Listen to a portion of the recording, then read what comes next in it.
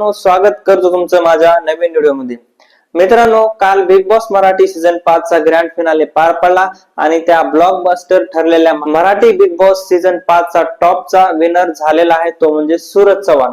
आणि सूरज चव्हाणला लगेचच एक ऑफर आलेली आहे की चित्रपटामध्ये काम करण्याची संधी त्याला लगेचच देण्यात आलेली आहे। ती नेमकी संधी कोणी दिली आणि कोणता चित्रपट सूरज चव्हाणचा आता येणार आहे तेच आपण या व्हिडिओमध्ये सांगण्याचा प्रयत्न करूयात। तर मित्रांनो, पुढे जाण्या अगोदर अशाच विविध माहितीसाठी आपल्या चॅनलला सबस्क्राइब, व्हिडिओला लाईक करायला अजिबात विसरू नका। मित्रांनो, कालचा ग्रँड फिनाले पार पडला त्यावेळेस अगदी सगळ्यांचं मन भरून आले किंवा डोळे महाराष्ट्राचे पाणावले होते, कारण एका मातीतल्या माणसाला ज्यांनी सपोर्ट केला, ज्या लोकांनी सपोर्ट केला होता त्याच सपोर्टचं चीज काल होताना आपल्याला पाहायला मिळालं आणि मराठी बिग बॉस सीझन 5 चा विनर सूरज चव्हाण ठरला। त्या यशामध्ये जरी जितकंच प्रेक्षकांचा हात असला तरी सुद्धा ज्यावेळेस घरामध्ये सूरज चव्हाण होता त्यावेळेस त्याच्या पाठीमागे एक भक्कमपणे हात उभा होता, तो म्हणजे पॅडी दादांचा।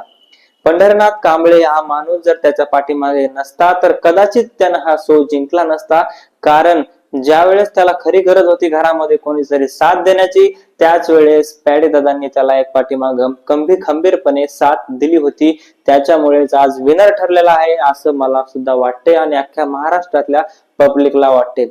खरं तर जेवढा सूरज चव्हाणचा विजय आहे तेवढाच महाराष्ट्राच्या पब्लिकचा सुद्धा विजय आहे, कारण महाराष्ट्रातल्या प्रेक्षकांनी वोट करून त्याला एक संधी दिली होती की विनर होण्याची आणि ती संधी कलर्स मराठीवाल्यांनी साधून दिली।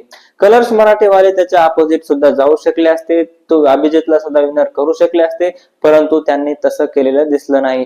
काल त्याला अगदी मोठमोठे गिफ्ट्स मिळाले, 24,60,000 त्याला कॅश मिळाले आणि त्यानंतर त्याला एक स्कूटी सुद्धा, इलेक्ट्रिक स्कूटी गिफ्ट मध्ये किंवा प्राइज मनी मध्ये देण्यात आली।